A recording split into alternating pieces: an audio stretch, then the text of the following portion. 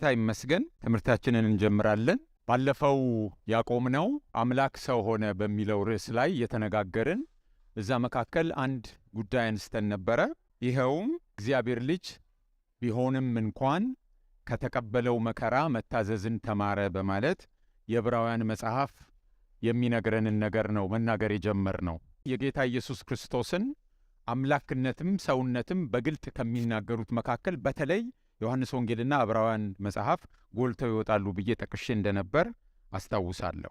ስለ ጌቴሰማኒ ሲነግረን መጽሐፍ ቅዱስ በጣም በብርቱ ሁኔታ ይጸልይ የነበረበት በታላቅ ጩኸት ከእንባ ጋር እንደነበረ ከሞት ሊያድነው ወደሚችል ይጸልይ እንደነበረ ነው የሚነግረን እና ይህንንም ያነሳንበት ምክንያት ለትምህርታችን ይህን ያነሳ ነው እሱ የእግዚአብሔር ልጅ በመሆኑ ምክንያት መንፈሳዊ እድገት ለሱ ቀላል እንደሆነ ማሰባችን አያስኬድም የሚል ነገር ነው ያነሳ ነው። ብዙ ጊዜ የምናስበው ኢየሱስ ክርስቶስ የእግዚአብሔር ልጅ በመሆኑ እግዚአብሔርን መታዘዝ ለሱ በጣም ቀላል፣ መንፈሳዊ እድገት በጣም ቀላል፣ መከራው እና ፈተናው እንደኛ ያልሆነ አይነት ግንዛቤ አዳብረናል። ግን ከመጽሐፍ ቅዱስ የምናየው እንደሱ አይደለም በሚል ያንን እንዲያሳይልን ነው ከዕብራውያን መጽሐፍ ይህንን የወሰድ ነው። ስለዚህ የዕብራውያን መጽሐፍ ሲነግረን ምዕራፍ 5 ቁጥር 8 ላይ የእግዚአብሔር ልጅ ቢሆንም እንኳ በአዲሱ መደበኛ ትርጉም ነው ማነበው፣ ከተቀበለው መከራ መታዘዝን ተማረ፣ በዚህም ፍጹም ሆኖ ከተገኘ በኋላ እርሱን ለሚታዘዙ ሁሉ የዘላለም ድነት ምክንያት ሆነላቸው ይላል። ይህንንም ሲነግረን የዕብራውያን ጸሐፊ አንድ ቁጥር ከፍ ብለን ብናየው ቁጥር 7 ላይ ኢየሱስ በዚህ ምድር በኖረበት ዘመን ከሞት ሊያድነው ወደሚችለው ጸሎትንና ልመናን ከታላቅ ጩኸትና ከእንባ ጋር አቀረበ፣ ፍጹም ትሑት ሆኖ በመታዘዙም ጸሎቱ ተሰማለት ይላል። ስለዚህ ይሄ ጉዳይ ከአምላክነቱ ጋር እንደማያያዝ ግልጽ ነው። ምክንያቱም ከሞት ሊያድነው ወደሚችል በብርቱ ጩኸት ጮኸ ካለን አምላክነቱን አይመለከትም። አምላክ አንደኛ በአምላክነቱ እንደማይሞት እናውቃለን።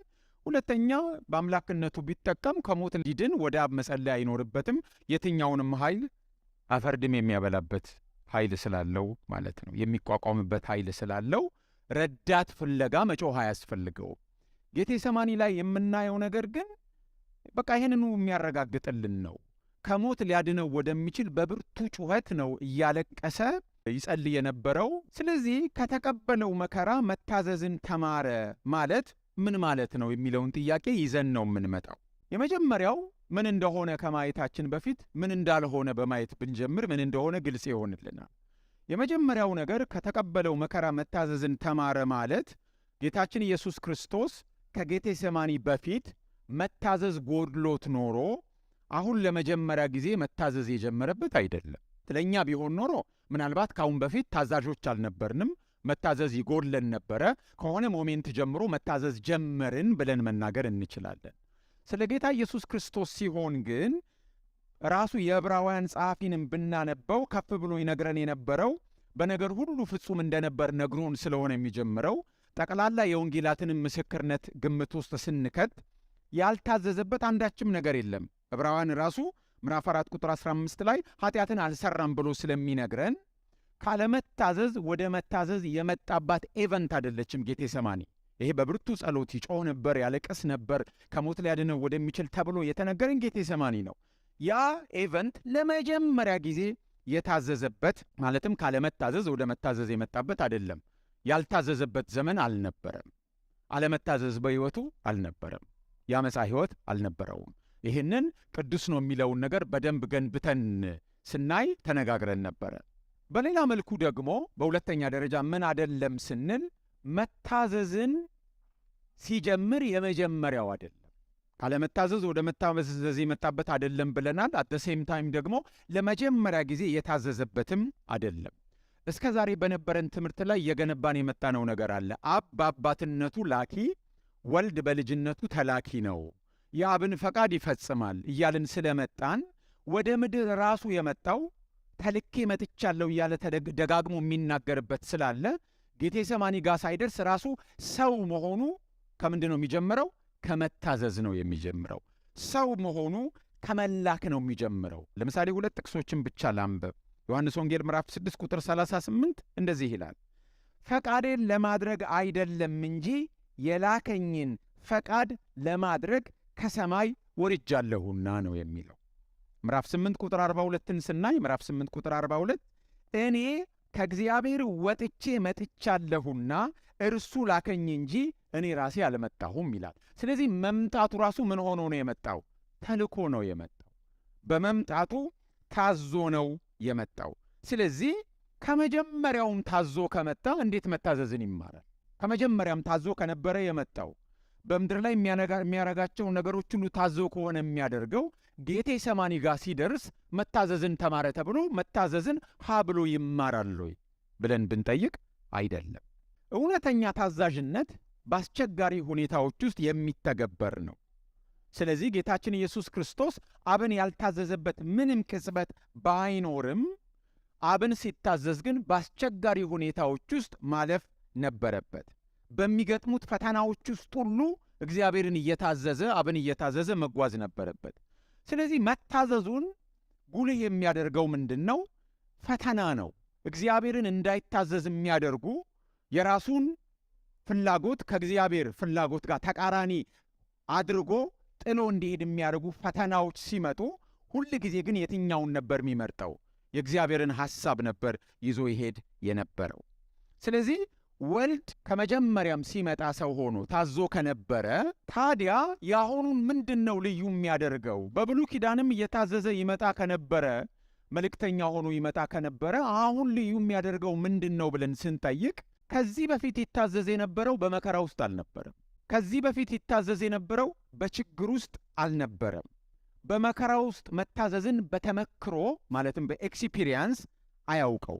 ወደ ሞት በሚያመራ መንገድ ውስጥ መታዘዝን አያውቀውም። ለምን? በብሉይ ኪዳን ሲመጣም ይሞት አልነበረም። ኢመዋቲ ወይም ኢሞርታል ስለነበረ በሞት ውስጥ መታዘዝን በኤክስፒሪየንስ አያውቀው። ስለዚህ አሁን ሰው ሆኖ ከመጣ በኋላ ነው በመከራ ውስጥ የመታዘዝ ሁኔታ የጀመረው።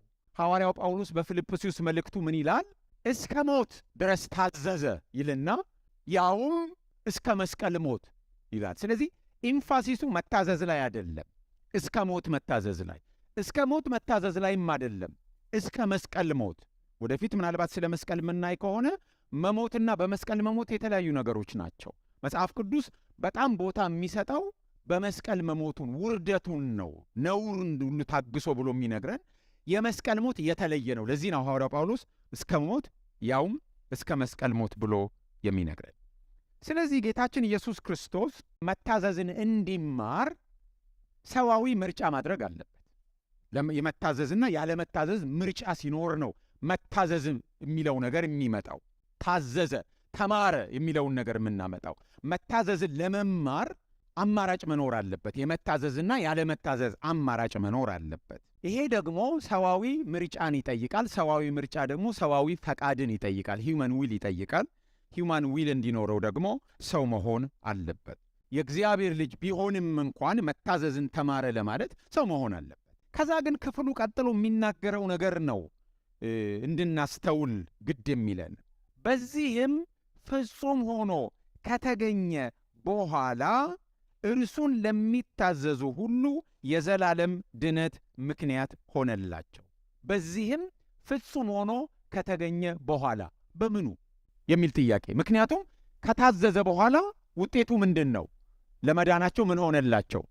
ምክንያት ሆነላቸው። የመዳናችን ሁኔታ የተፈጸመው በዋናነት የት ነው? መስቀሉ ላይ ነው አይደል? ስለዚህ በመስቀል ከሞተ በኋላ መዳናችን ተፈጸመ። እዛ ቦታ ለመድረስ ግን ምን አለው? በዚህም ፍጹም ሆኖ ከተገኘ በኋላ ነው የሚለው። በምንድን ነው ፍጹም የሆነው? ደጋግሞ ወንጌላት የሚነግሩን 3 ጊዜ ቢቻልህ እቺ ጽዋ ከኔ ትለፍ እያለ ይጸልይ ነበረ። ስለዚህ መዳናችንን ፈልጓል፣ ግን ሌላ መንገድ ይኖር እንደሆነ ጠይቋል። ስለዚህ ትግል ነበረው። ዝም ብሎ የገባበት በፉከራ ሳይሆን መስቀሉ ጋር ሲመጣ ቢቻል እቺ ጽዋ ከኔ ትለፍ ብሎ 3 ጊዜ ይጠይቋል። ለምንድን ነው የጠየቀው? ቢኮዝ ኢት ዋስ ታፍ ማለት ነው። ቀላል አልነበረም። አንዴ አይደለም 3 ጊዜ። በዘመናችን እንዲያውም አንዳንድ ሰዎች ከአንድ ጊዜ በላይ ከጸለይክ እምነት የለም ነው አይደል የሚሉን። ጌታችን ስንቴ ነው የጠየቀው? 3 ነው የጠየቀው። እንደዛም ሆኖ ደግሞ ነፍሱ እስከ ሞት ድረስ አዝናለች። ጣር ይዞታል። እያጣጣረ ነበር ይጸልይ የነበረው። ላቡ እንደ ደም ይንጠባጠብ ነበር። ስለዚህ እግዚአብሔርን ለመታዘዝ ፈልጓል፣ ናፍቆት አለው። መታዘዙ ግን አታግሎታል ማለት ነው። መስቀሉ ቀላል አልነበረም። ደቀ መዛሙርቱ እንዲጸልዩ አብረው ጠይቋል፣ አልቻሉም፣ ይተኙ ነበር። መስቀሉ የአባቱ ፈቃድ ቢሆንም ወደዚያ ታዞ መድረስ ለኢየሱስ ቀላል አልነበረም። እንደ ሰው አስጨናቂ ነበር። መስቀሉን ጽዋ ለመጨለጥ ቀድሞ ማለፍ ያለበት ደረጃዎች ነበሩ። ደረጃዎቹ ምንድን ናቸው? ምክንያቱም ቅድም ያነበብነው ክፍል ምንድን ነው የሚለን? በዚህም ፍጹም ሆኖ ከተገኘ በኋላ ነው ለመዳናችንም የሆነው ነገር የተፈጸመው። በየቱ ፍጹም ሆኖ ከተገኘ በኋላ? በመከራ ውስጥ በመታዘዝ ጉዳይ ላይ ፍጹም ሆኖ ከተገኘ በኋላ። ፍጽምናው ፍጹም ካለመሆን ወደ መሆን የመምጣት ሳይሆን የኮምፕሊትነስ ነው። የኮምፕሊትነስ ነው። ፍጽምና ለግብ መብቃት ነው። በመከራ ውስጥ እግዚአብሔርን መታዘዝ ለግብ መብቃት ነው። ፍጽምናን መጨበጥ ነው። በመከራ ውስጥ እግዚአብሔርን መታዘዝ። ስለዚህ ጌታችን ኢየሱስ ክርስቶስ ቀራንዮ ላይ ያንን መስዋዕትነት ለመፈጸም ከተወለደበት ጊዜ ጀምሮ በመከራ በመታዘዝ ጉዳይ ላይ ማደግ ነበረበት ማለት ነው። ስለዚህ በ12 ዓመቱ ቤተ መቅደስ ቁጭ ብሎ ከካህናት አለቆች ጋር በሚነጋገርበት ጊዜ መስቀሉ ያኔ ቢመጣ ኖሮ ይችለው ነበር ወይ? በ12 ዓመቱ። ምክንያቱም በዚህም ፍጹም ሆኖ ከተገኘ በኋላ ለመዳናቸው የሚያበቃውን ነገር ፈጸመ፣ ምክንያት ሆነላቸው ነው የሚለው። ስለዚህ የሆነ አይነት በመከራ ውስጥ የመታዘዝ ግሮዝ ያስፈልግ ነበር ማለት ነው። ጌታችን ኢየሱስ ክርስቶስ በእያንዳንዱ የሕይወት ጎዳናው በመከራ ውስጥ ይታዘዝ ነበር። ሲታዘዝ መከራው ይጨምር ነበር። በሚያደርገው በእያንዳንዱ ነገር ጭብጨባና ሽልማት አይደለም የመጣለት። ጥቂት ጊዜዎች እንደሱ የመጡ ነበሩ፣ ሊያነክሱት የፈለጉ ሰዎች ነበሩ። ከዛ በኋላ ግን ሲፈውስ መከራ ነው የሚመጣው። ለምን በሰንበት ፈወስክ? ኃጢአት ይቅር ሲል ለምን ይቅር አልክ? ከእግዚአብሔር በቀር ማን እንዲህ ያለ? በሚያደርገው በእያንዳንዱ ነገር ውስጥ ትግል ነው ያለው። የሚመጣው ነገር ተቃውሞ ነው ያለው። ግን በዛ ውስጥ እግዚአብሔርን እየታዘዘ ሄድ ስለነበረ በመከራ ውስጥ እየታዘዘ በመኖሩ ምክንያት እግዚአብሔርን በከባድ መከራ በሞት ያውም በመስቀል ሞት ወደሚታዘዝበት ስፍራ እንደደረሰ እናያለን። ስለዚህ በቀላል መከራ ውስጥ ከመታዘዝ በከባድ መከራ ውስጥ ወደ መታዘዝ ነው የመጣው። በከባድ መከራ ውስጥ ከመታዘዝ የመስቀል ሞት ውስጥ ወደ መታዘዝ ነው የመጣው። ለዚህ ነው ሐዋርያው ጳውሎስ ፊልጵስዩስ 2 ላይ እስከ ሞት ብሎ ያውም እስከ መስቀል ሞት ታዘዘ ብሎ በመደነቅ የተናገረው። በመከራ ውስጥ በመታዘዝ ወደ ፍጽምና ሲደርስ ነው። የዕብራውያን ጸሐፊ ምዕራፍ 2 ቁጥር 10 ላይም ይህንኑ ነገር አፈርም ያደርግልናል። ምዕራፍ 2 ቁጥር 10 ላይ እግዚአብሔር የድነታቸውን መስራች በመከራ ፍጹም ሊያደርገው የተገባ ነበረ። የድነታቸውን መስራች 2:10 ዕብራውያን የድነታቸውን መስራች በመከራ ምን ሊያደርገው ይገባ ነበር? ፍጹም ሊያደርገው። ስለዚህ ግብን የመምታት የኮምፕሊትነስ ነገር የመጣው ለጌታችን ኢየሱስ ክርስቶስ በምንድን ነው? በመከራ ነው። ቅድምም በመከራ ፍጽምናን ካገኘ በኋላ ብሎ ነው የሚነግረን። አሁንም የድነታቸውን መስራች በመከራ ፍጹም ሊያደርገው የተገባ ነበር ነው የሚለን። ስለዚህ የመስቀሉ ጎዳና ቀላል ጎዳና አልነበረም ማለት ነው። በመከራ ውስጥ መታዘዝን የተማረው በምድር ላይ ነው። ከዛ በፊትማ በመከራ ውስጥ አልነበረም የሚታዘዝ የነበረው። ምክንያቱም መከራ መቀበልንም አይችልም። መከራ ለመቀበል ሰው መሆን አለበት። ሰው ሳይሆኑ መከራ መቀበል የለም። ሰው ከሆነ በኋላ ነው መከራ መቀበል የጀመረው። ስለዚህም ደግሞ በመከራ ውስጥ መታዘዝ የሚለው በምድር ላይ የመጣው ኢየሱስ ክርስቶስ ሁልጊዜም አባቱን ደስ ሲያሰኝ ነው የኖረው። አንድም ያልታዘዘበት ቅጽበት አልነበረም። ነገር ግን በምድር ላይ መከራ ሲመጣ በመከራ ውስጥ እየታዘዘ ሲሄድ ክላይማክሱ ሲደረስ፣ ክላይማክሱ የት ነው? ጌቴሰማኒ ጋር ነው። እንደዛም ሆኖ እንኳን ቀላል አይደለም። ስለዚህ እኛም ቢሆን እግዚአብሔር በዚህ ደረጃ የሚጠይቀን ፈተናው ስለማሸነፍ በትንንሽ መከራዎች ውስጥ እየተለማመድን ካላለፍን በስተቀር ዝም ብሎ ዘሎ ገብቶ መከራን ማሸነፍ የለም። ስለዚህ በእያንዳንዱ የሕይወት እርከናችን ላይ የሚገጥሙን ትንንሽ ፈተናዎች ላይ እጅ የምንሰጥ ከሆነ ትልቁ ቦታ ላይ ልንጸና አንችልም። በእያንዳንዱ ቻሌንጅ ውስጥ ግን እግዚአብሔርን እየታዘዝን ስንታዘዝ መከራ እየተቀበልን በመከራ የዳበረ ሰውነት ሲኖረን በመከራ ውስጥ እግዚአብሔርን የመታዘዝ ልምድ ስናዳብር ወሳኝና ፈታኝ በሆኑ ችግሮች ውስጥ እግዚአብሔርን ታዘን እናልፋለን። ጌታችን ኢየሱስ ክርስቶስ በጥበብም በእውቀትም በሞገስም በመከራ ውስጥ በመታዘዝም ምን ያደረገ ነው? ማደግ የነበረበት ነው ማለት ነው። እና ከዚህ የተለየ አስተዳደግ እንደነበረው ወንጌላት አይነግሩንም። የተለየ አስተዳደግ አይነግሩንም። ወንጌላት ስለ ኢየሱስ ክርስቶስ የሕፃንነትም ወራት፣ ስለ ኢየሱስ ክርስቶስ የእድገትም ወቅት ብዙ ነገር አይነግሩንም። ወንጌላት ተንደርድረው የሚጀምሩት ከመጥምቁ ዮሐንስ በመጥምቁ ዮሐንስ ተጠምቆ አገልግሎቱን ከመጀመሩ ነው የሚነግሩን። ወንጌላዊ ማርቆስ ልክ ሲጀምር በመጥምቁ ዮሐንስ መጠመቁን ነግሮን ነው የሚጀምረው። ማቴዎስም የዘር ግንዱን ከጻፈ በኋላ መጸነሱን ተናግሮ መወለዱን ተናግሮ ከዛ ውጪ የሚነግረን ነገር ምንድን ነው? በሕፃንነቱ ወደ ግብፅ መሄዱ ነው። ግብፅ ምን ያህል ቆየ? አይነግረንም። ግብፅ ውስጥ የት ቦታ ኖረ? አይነግረንም። ግብፅ ውስጥ ምን አይነት አስተዳደግ ነበረው? አይነግረንም። ተንደርድሮ መጠመቁን ይነግረንና ከዛ በኋላ ምንድን ነው የሚያደርገን? ወደ አገልግሎቱ ነው የሚነግረን። ሉቃስም ስለ ኤልሳቤጥ መጽነስ፣ ከዛ ድንግል ማርያምን ሊያበስር ይሄዳል ገብርኤል፣ ጌታችን ኢየሱስ ክርስቶስ ይወለዳል። ከዛ በኋላ የሚነግረን ምንድን ነው? በ12 ዓመቱ ቤተ መቅደስ መሄዱን ነው የሚነግረን። ከዛ በኋላ ግን ተንደርድሮ የት ነው የሚሄደው? መጥምቁ ዮሐንስ ጋር ነው የሚሄደው። ስለዚህ ስለ ሕፃንነቱ የምናውቀው ግብፅ ስለ መሄዱ እናውቃለን። በ12 ዓመቱ የነበረበትን ቦታ እናውቃለን እንጂ ከዛ በኋላ ምንም ስለ አስተዳደጉ ስለ ሁኔታው አይነግሩንም። ስለ መገረዙ እናውቃለን። ወደ ቤተ መቅደስ ስለመወሰዱ አረጋዊ ስምዖን እንዳቀፈው ነው የምናውቀው እንጂ እንዴት ነው ያደገው ጌታችን ኢየሱስ የሚለውን ነገር አናቅም። አንድም ናሬሽን መጽሐፍ ቅዱስ አይሰጠንም። ከዛ ውጭ ግን ከዚህ በፊትም እንዳየነው ሉቃስ 2:51 ላይ እንደሚነግረን ወላጆቹን ይታዘዝ ነበር፣ ይታዘዛቸውም ነበር። እናቱን ማርያምንና አሳዳጊ አባቱን ዮሴፍን ማለት ነው። ይታዘዛቸው ነበር ነው። ስለዚህ ወላጆቹን አሳዳጊ አባቱንም ጨምሮ ነው እየታዘዛቸው ያድግ ነበር። ዮሴፍ አናጺ ነበረ። ስለዚህ ጌታችን ኢየሱስ ክርስቶስም በአናጺነት ይታወቃል። ማርቆስ 6:3 የሚነግረን እንደሱ ነበር። ግብር ከፋይ ዜጋም እንደነበር ማቴዎስ 17 ከ24 እስከ 27 ብናይ ግብር ሲከፍል ነው የምናየው። ምንም የተለየ አይነት አስተዳደግ አልነበረው። ስለዚህ አገልግሎቱን ሲጀምር እንኳን በአካባቢው የነበሩ ሰዎች ተደናግጠዋል። ለምሳሌ ማቴዎስ 13 ከ54 እስከ 56 ስናነብ እንደዚህ ይላል። ይህ ሰው ይህን ጥበብና እነዚህን ታምራት የማድረግ ኃይል ከየት አገኘ?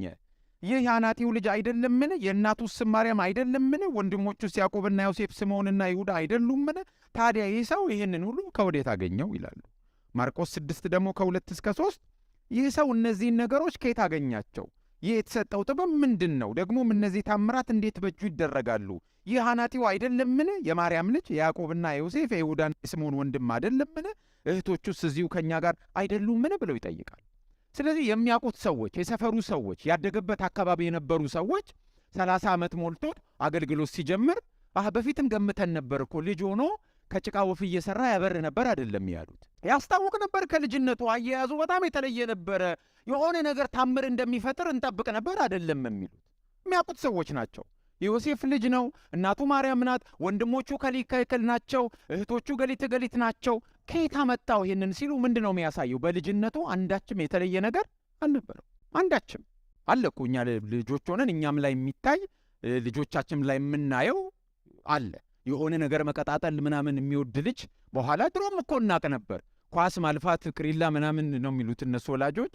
ይሄን ኳስ አተው ሜታው ያስታውቃል። በየጥምቀቱ በየመኑ የሚያዜም ደግሞ የምታዜም በቃ ያስታውቃል አይደል? እንጠብቅ ነበር የሚባል። ጌታችን ኢየሱስ ክርስቶስ ግን በዚህ በሂሊንግ ጉዳይና በዚህ የማስተማር ጥበብ ላይ በፈውስ ላይ ምንም ነገር አልነበረውም በልጅነቱ። ስለዚህ አስተዳደጉ እንደ ሌሎቹ ነው። ማርቆስ 3:21 ምን ይላል? የገዛ ዘመዶቹ እንኳን ያበደ መሰላቸው። በቃ ድንገት ነው የተለወጠው። አያውቁም። በልጅነቱ የታየ ነገር አልነበረም። ጌታችን ኢየሱስ ክርስቶስ የተወለደው ድሃ ቤት ነው። ድሃ ቤት እንደተወለደ የምናውቀው በእስራኤላውያን ሕግ አንዲት ሴት ወንድ ከወለደች ከ40 ቀን ሴት ከወለደች ከ80 ቀን በኋላ ዘሌዋውያን 12ን ስታነቡ እንስሶችን መስዋዕት ታቀርባለች እና ስታቀርብ ገንዘብ ካላት የአንድ ዓመት ጠቦት ታቀርባለች። ጠቦት ለማምጣት ገንዘቧ ያልበቃት እንደሆነ 2 ዋኖሶችን ወይም የርግብ ግልገሎችን በምትኩ ማምጣት ተፈቅዶላታል ይላል ቁጥር 8 ላይ ዘሌዋውያን 12። ሉቃስ ወንጌል 2:24 ላይ ስናይ 2 ዋኖሶች ወይም 2 የርግብ ጫጩቶች ማርያም እንዳቀረበች ነው የሚናገረው። ስለዚህ ጠቦት ለማምጣት ገንዘቧ ያልበቃት እንደሆነ የሚለው ውስጥ ነው ያለችው እንጂ የወርቅ ጫማ አርጋ ወርቅ እየፈተለች የምትኖር እናት ያለችው ቤት አይደለም ያደገው። የባሪያን መልክ ይዞ ድሃ ቤት ነው የኖረው። ሐዋርያው ጳውሎስ እንኳን በእውቅ መምህር ስር ቁጭ ብሎ የመማር ዕድል አልነበረውም። ለዚህ ነው ዮሐንስ 7:15 ላይ ይህ ሰው ሳይማር መጽሐፍትን እንዴት ሊያውቅ ቻለ ብለው ይጠይቃሉ። እውቅ መምህር ስር የተማረ የሆነ እውቅ መምህር ደቀ መዝሙር ሆኖ ነገ የሱን ቦታ ይወስዳል ተብሎ ኤክስፔክት የሚደረግ አልነበረ ማለት ነው። ያደገው በናዝሬት ውስጥ ነው። ናዝሬት ደግሞ በወቅቱ አርኪኦሎጂ እንደሚነግረን ከ500 ነዋሪዎች በላይ ያልነበራት ትንሽ የመንደር ከተማ ናት። ከ500 በላይ ነዋሪ አልነበራትም። እንደዛ አይነት ከተማ ውስጥ ከተማ ካልነው ሰዎች ፊደል የሚቆጥሩት ወደ ምኩራብ ሄደው ነው እና ጌታችን ኢየሱስ ክርስቶስ ምናልባት ምኩራብ ሊሆን ይችላል ፊደል የተማረው። ምክንያቱም በሉቃስ ወንጌል ምዕራፍ 4:16 ላይ ምን ይላል? ወዳደገበቱም ወደ ናዝሬት መጣ፣ እንደ ልማዱም በሰንበት ቀን ወደ ምኩራብ ገባ፣ ሊያነብም ተነሳ ይላል። እንደ ልማዱም። ስለዚህ በእንደዛ አይነት ሁኔታ ነው የተማረው። ጌታ ኢየሱስ በዚህ ሁኔታ ውስጥ ሁሉ ቢያድግም አስደናቂ ጥበብ ሊገለጥበት፣ አስደናቂ ታምራት ሊፈጽም፣ በፈተናና በመከራ ውስጥ ጸንቶ የአባቱን ፈቃድ ሊፈጽም ችሏል። ስለዚህ እንደ ማንኛችንም ነው በመንፈሳዊ ነገር ያደገው፣ በመከራ ውስጥ በመታዘዝ ጉዳይ ያደገው እንደ ሰው። ምክንያቱም መጽሐፍ ቅዱስ ደጋግሞ የሚነግረን በእያንዳንዱ ስቴፕ ላይ የመንፈስ ቅዱስን እገዛ እንደተቀበለ ይነግረናል። ምናወራው ስለ ሰውነቱ ነው አይደል? አምላክ ሰው ሆነ ላይ ነው ያለ ነው። ኮንቴክስቱን በደንብ ግምት ውስጥ እንደምትከቱ ተስፋ አረጋለሁ። ከባለፉት ትምህርቶች ጋር እየሄድን ስለሆነ ስለ አምላክነቱም ስናወራው በዛ አውድ ነው የምናወራው። ለምሳሌ ኢየሱስ ክርስቶስ ጥበብን ተሞልቶ እንዳደገና እንደጠነከረ ሉቃስ ወንጌል ምዕራፍ 2:40 ይነግረናል። ሲጠመቅ ማን ወረደበት? ሲጠመቅ መንፈስ ቅዱስ እንደወረደበት መጽሐፍ ቅዱስ ይነግረናል። በዲያብሎስ ወደሚፈተንበት ምድረ በዳ በማን ተመርቶ ነው የሄደው? በመንፈስ ቅዱስ። ማቴዎስ 4ንም ማየት እንችላለን። ሉቃስ 4ንም ማየት እንችላለን። ወንጌልን ለመስበክ የታሰሩትን ለመፍታት በማን ተቀባ ነው? በመንፈስ ቅዱስ። የእግዚአብሔር መንፈስ በእኔ ላይ ነው ለታሰሩት መፈታትን ብሎ ይናገራል። ስለዚህ በመንፈስ ቅዱስ ኃይል ነው። ከቦታ ቦታ ይሄድ የነበረው በመንፈስ ቅዱስ እየታገዘ ነበር ሲሄድ የነበረው። ለምሳሌ ሉቃስ ወንጌል ራሱ በጣም በብዙ ስፍራዎች ላይ ስለዚህ ገዛ ይነግረናል። ለምሳሌ ሉቃስ 14 ይህንኑ ሐሳብ ይነግረናል። ሉቃስ 4:14 ምንድን ነው የሚለን? ኢየሱስም በመንፈስ ኃይል ወደ ገሊላ ተመለሰ ብሎ ነው የሚነግረን። በመንፈስ ቅዱስ ሐሴት አደረገ ብሎ ደግሞ ሉቃስ 10:21 ይነግረናል። በመንፈስ ቅዱስ ሐሴት አደረገ። እያንዳንዱ ስቴፕ ላይ በመንፈስ ቅዱስ ተብሎ ይነገራል። ለምሳሌ ሐዋርያት ሥራ 10:38ን ስናነብ ሐዋርያት ሥራ 10:38 ላይ እግዚአብሔር የናዝሬቱ ኢየሱስን በመንፈስ ቅዱስ በኃይልም ቀባው፣ እርሱም መልካም እያደረገ ለዲያብሎስም የተገዙትን ሁሉ እየፈወሰ ዞረ ብሎ ነው የሚነግረን። ስለዚህ በመንፈስ ቅዱስ በኃይልም ቀባው። በብሉይ ኪዳን እንኳን ተተንብዮ ነበር። ኢሳይያስ ምዕራፍ 11 ከቁጥር 1 እስከ 3 ስታነቡ ይሄንኑ ነው የሚነግረን። ስለዚህ ከጽንሰቱ ጀምሮ እስከ ሞቱ ድረስ የመንፈስ ቅዱስ እገዛ አልተለየው። በመንፈስ ቅዱስ ተጸነሰ፣ በጥበብም በሞገስም ያድግ ነበር ሲል መንፈስ ቅዱስን ማሰብ እንችላለን። አገልግሎቱን ለመጀመር ሲጠመቅ መንፈስ ቅዱስ ወረደበት። ከዛ ኢሳይያስ 60ን ሲያነብ የእግዚአብሔር መንፈስ በእኔ ላይ ነው ለድሆች ወንጌልን ሰብክ ዘንድ ብሎ ይናገራል። ሲፈተን ከቦታ ወደ ቦታ ይሄድ የነበረው በመንፈስ ቅዱስ ምሪት ነው። ስለዚህ እያንዳንዱ ነገሩ በመንፈስ ቅዱስ ታግዞ እንደነበር እናያለን ማለት ነው። በመንፈስ ሐሴት ስለማድረጉ ነው የምናነበው። በዕብራውያን 9 ላይ ስናነብም ደግሞ በዘላለም መንፈስ ራሱን ለአብ ያቀረበ ብሎ የመስዋዕትነት ሞቱ እንኳን መስዋዕቱን ያቀረበው በማን ነው? በዘላለም መንፈስ ነው። ስለ ትንሣኤውም እንኳን ስናወራ ኢየሱስ ክርስቶስን ከሞት ያስነሳው የእግዚአብሔር መንፈስ ስለሚል ከመጸነሱ ጀምሮ እስከ ትንሣኤው ድረስ የመንፈስ ቅዱስ እገዛ አልተለየው። ለመሆኑ ኢየሱስ በአምላክነቱ የመንፈስ ቅዱስ እገዛ ያስፈልገዋል? አያስፈልገው። ምን ጎደለውና? ምክንያቱም ፍጽምና የባህሪው ነው በአምላክነቱ። ኢየሱስ ክርስቶስ በሰውነቱ የመንፈስ ቅዱስ እገዛ ያስፈልገዋል? አዎን፣ እኛ በሰውነታችን የመንፈስ ቅዱስ እገዛ እንደሚያስፈልገን ማለት ነው። ስለዚህ አምላክ ሰው ሲሆን በመከራ ውስጥ እየጸና በእምነትና በጸጋ ለማደግ የመንፈስ ቅዱስ እርዳታ የሚያስፈልገው ሰው ነው የሆነው። ሁሉን በቃ በአምላክነቱ አክት የሚያደርግ ሰው አይደለም የሆነው። ሰው ሲሆን ልክ እንደኛ በመከራ ውስጥ እያለፈ በመከራ ውስጥ መታዘዝን እየተማረ በመንፈስ ቅዱስ እየታገዘ ነው የኖረው። ስለዚህ እኛም የተጠራ ነው ፍለጋውን እንድንከተል ከሆነ ለእኛም ከዚህ ውጪ መንገድ የለም። እግዚአብሔርን ለመታዘዝ በእያንዳንዱ ነገራችን እግዚአብሔርን ለማስደሰት የምንፈልግ ከሆነ በመንፈሳዊ ነገር ለማደግ የምንፈልግ ከሆነ በመከራ ውስጥ በፈተና ውስጥ በማለፍ ካልሆነ በቀር ሌላ መንገድ የለም።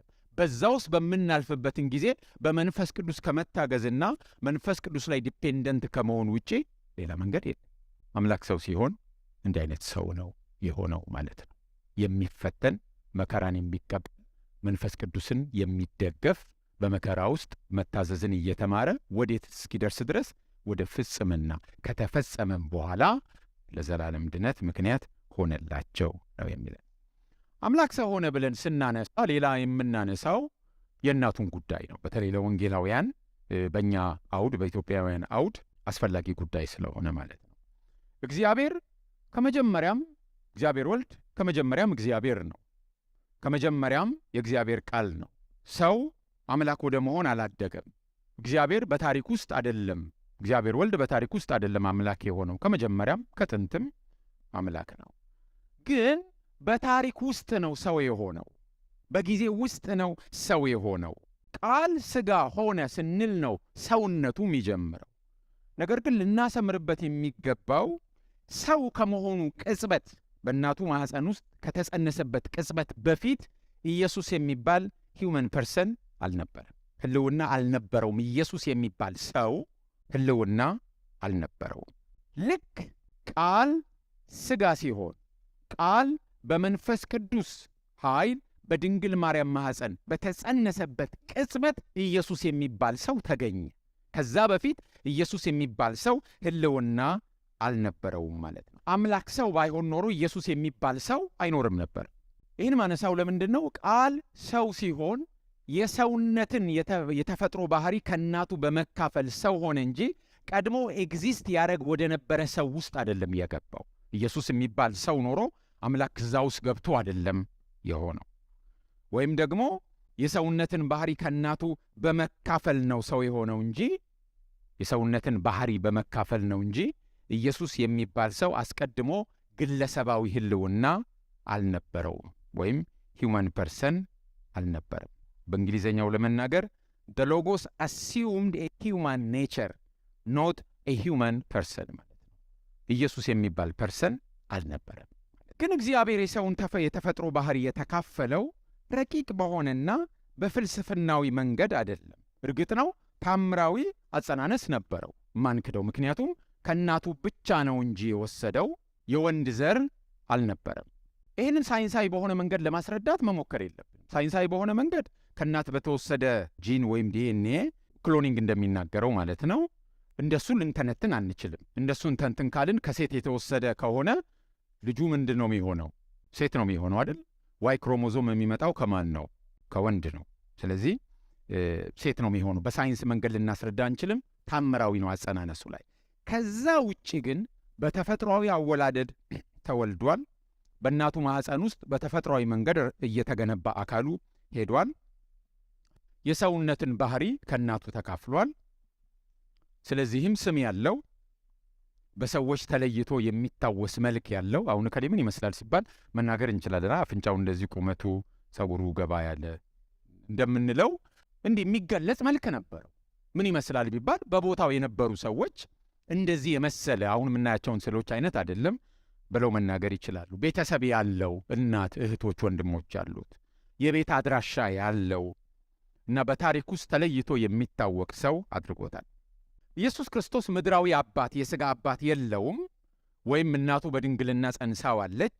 ይህ ግን ከኃጢአት ነፃ ለመሆኑ ማስረጃ አይደለም። ከአፈር የተበጀው አዳም ኃጢአት ያልነበረበት ሌላ ምንም ትንታኔ የለውም። እግዚአብሔር እንደሱ አድርጎ ስለፈጠረው ነው። ኋለኛውም አዳም እግዚአብሔር እንደዛ ስላደረገው ነው ኃጢአት የሌለበት እንጂ ከእናቱ ኃጢአት የለሽነት ጋር የተያዘ አይደለም። እናቱ ኃጢአት የለሽ ናት ማለቴ አይደለም።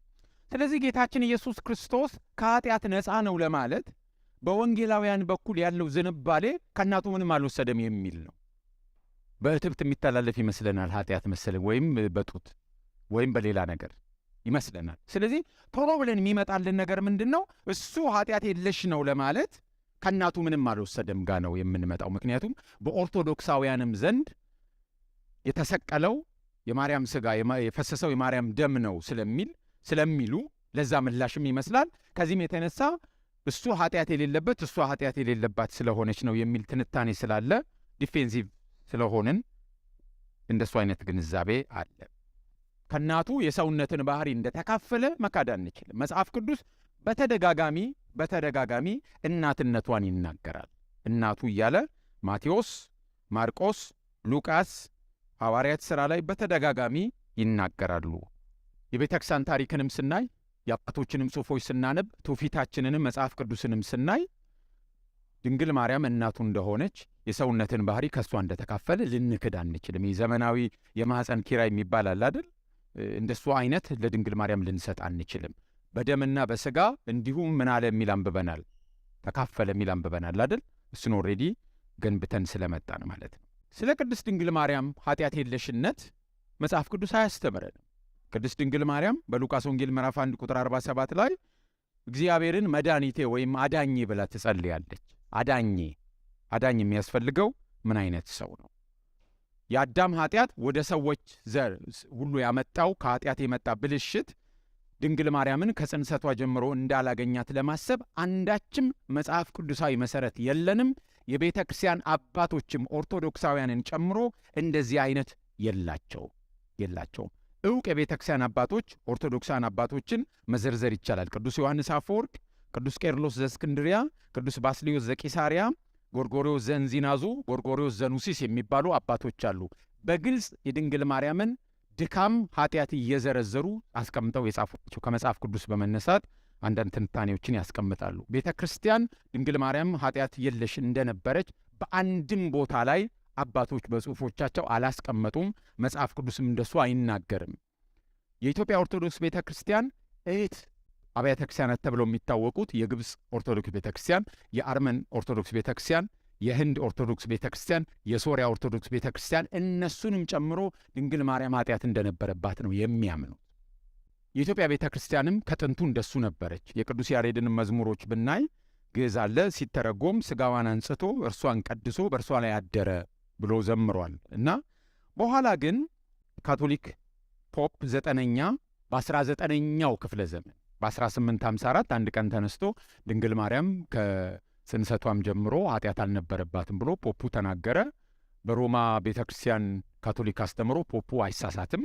ስለዚህ ከዛን ጊዜ ጀምሮ እንደዚህ ማመን ጀመሩ እና አሁን ያለው ኢትዮጵያ ኦርቶዶክስ አንዳንድ መምህራን የሚደግሙት ይህንን የካቶሊኩን እሱም በ19ኛው መቶ ክፍለ ዘመን የመጣውን እንጂ የኢትዮጵያ ኦርቶዶክስ ቤተክርስቲያን አስተምሮም አይደለም። ይሄ ታሪካዊ ጳጳሱ ፓትርያርክ አቡነ ጳውሎስ ፒኤችዲያቸውን ሲሰሩ የሰሩት ጽሑፍ ላይ እንኳን ኃጢአት እንደነበረባት ጠቅሰው ነው የጻፉት ማለት ነው።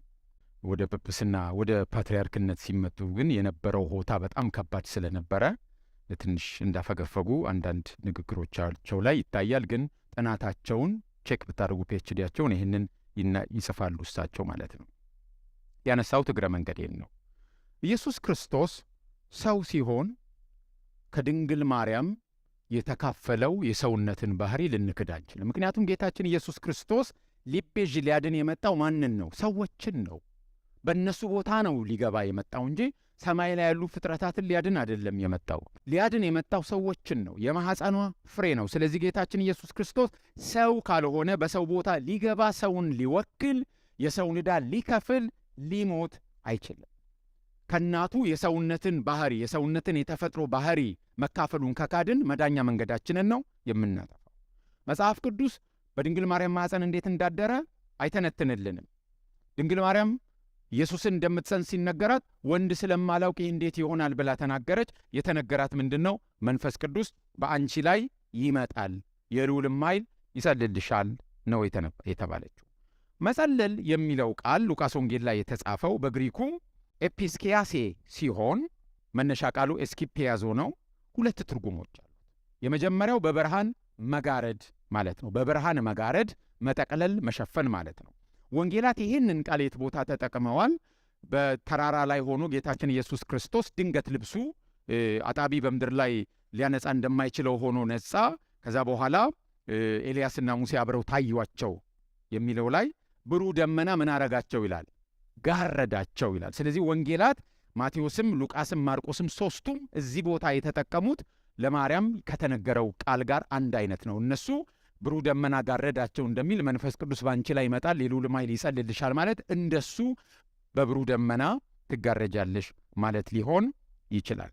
ሁለተኛው ትርጉም ደግሞ ጥላ መጣል ወይም ማጨለም ማለት ነው። ይህንን ቃል ሉቃስ አሁንም ሐዋርያት ሥራ ምዕራፍ 5 ቁጥር 15 ላይ ሕሙማን በመንገድ ላይ ተኝተው ጴጥሮስ ሲያልፍ ጥላው እንዲያርፍባቸው የሚለው ላይ ይህንን ቃል ነው የተጠቀሙ። ስለዚህ የጴጥሮስ ጥላ ሲያርፍባቸው የሚለው ቃል ይሄ መጸለል ተብሎ የተተረጎመው ቃል ነው። ስለዚህ ምንድን ነው ይሄ? ጥላን ማሳረፍ፣ ማጨለም፣ መከለል ማለት ነው። ስለዚህ ቃሉ እንግዲህ መጽሐፍ ቅዱስ ላይ ሁለት ትርጉሞች ነው ያሉት። በብርሃን መጠቅለል፣ መጋረድ በብርሃን ወይም ደግሞ ማጨለም የሚል ነው። መጸለል የሚለው የግዕዝ ቃልም ትርጉሙ በላይ ሆኖ ማጥላት ጥላ ማለት ነው።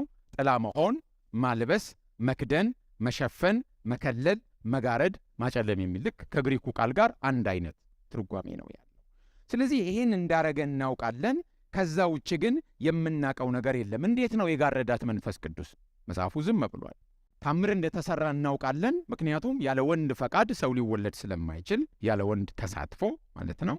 ከዚህ ውጪ ማለፍ መላምት ነው የሚሆነው። መላምት በራሱ መጥፎ ነው ማለት አይደለም፣ ግን መላምታዊ የሆነ ነገር ላይ አስተምሮ ልንመሰርት ስለማንችል እንደ መላምት ልናይ እንችላለን። ከዛ ውጪ ግን ያልተጻፈ እንደ ማንበብ ነው የሚቆጠርብን። አምላክ ሰው ሲሆን ልዩ ሰማያዊ ፍጥረት አልሆነም። ከሰማይ የመጣ ሥጋ ከሰማይ የመጣ ደም አልነበረውም።